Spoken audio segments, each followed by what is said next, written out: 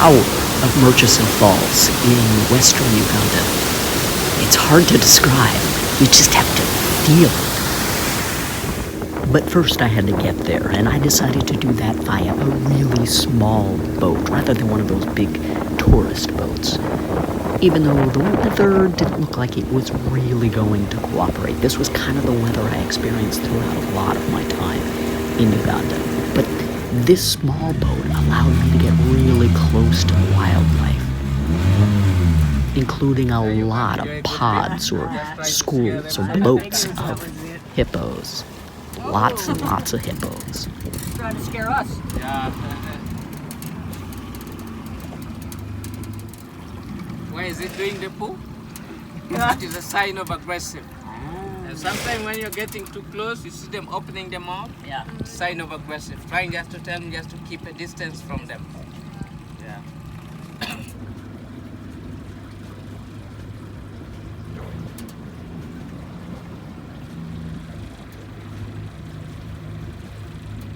We saw schools or pods of anywhere from 6 to more than 20 along the way.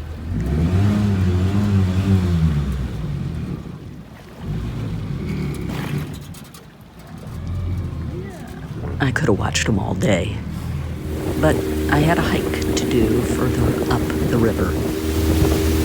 And then there were the giraffes.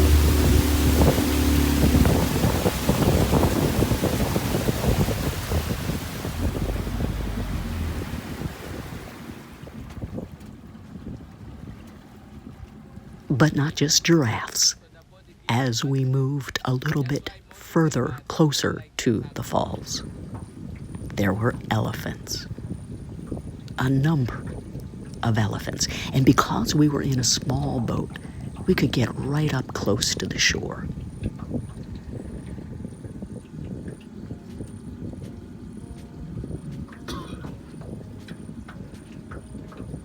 I don't know their plan. I don't know where they want to come for the water or not.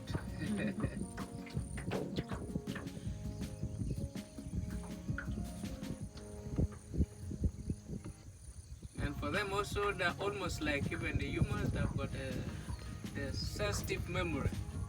If like it happened, you annoy the elephants, whether you run, you go back to your country, you stay even almost like 5 years, you come back, still it will remember you. And the shore was inhabited by more than a few crocodiles, which can be kind of hard to see until they start to move.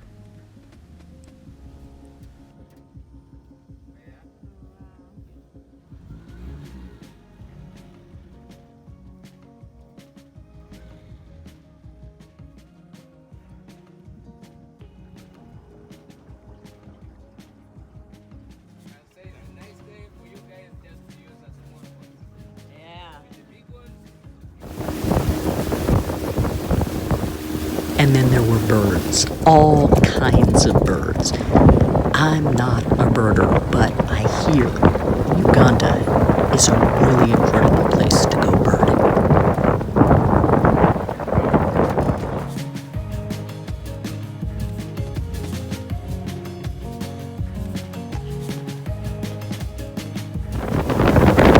But it was time for me to go to the falls, so after about an hour boat journey, I saw the falls off in the distance. This is about as close as you can get in a boat, so you have to hike the rest of the way. I'll put in on the right-hand side there on the land, and then hike all the way around and up to the falls. It's not a difficult hike. They say it takes about an hour, probably about 45 minutes, taking your time. And off to the left, you can often see through the trees down to the river below. You just keep hiking. Path is clear, it's really pretty easy, and at times you can make this little path to the left and get closer to the water.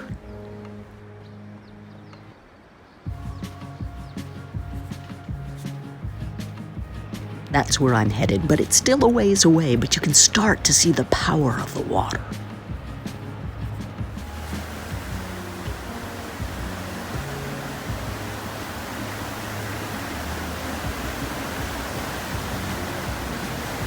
The hike takes you up and around until eventually you find yourself in a place called the shower room, where you're just getting drenched in the mist from the falls. This is where the mighty Nile River, after a series of rapids, has to squeeze through a gap of about 20 feet and falls about 400 feet in 3 cascades, powerful beyond belief.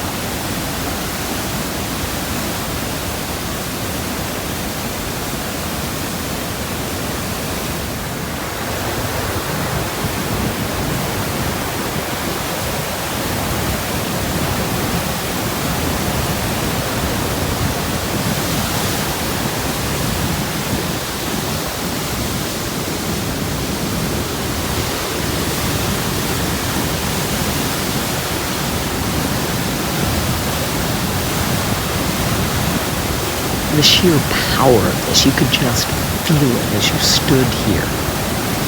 I could have stood here forever and just watched.